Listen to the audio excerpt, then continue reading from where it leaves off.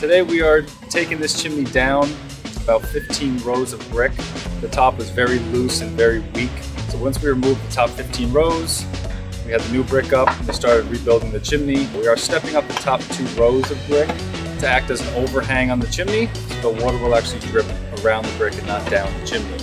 We also installed a stainless steel sleeve in this chimney because it does vent the oil furnace, and the flue tiles were very deteriorated and flaking and crumbling. So we did the liner. We're almost about done with the rebuild right now. We're going to put it back together on top, put a rain cap on top. We're also addressing the flashing as well where it meets the roof. It wasn't done very well, so we're going to make sure no water comes into the intersection of the roof and the chimney.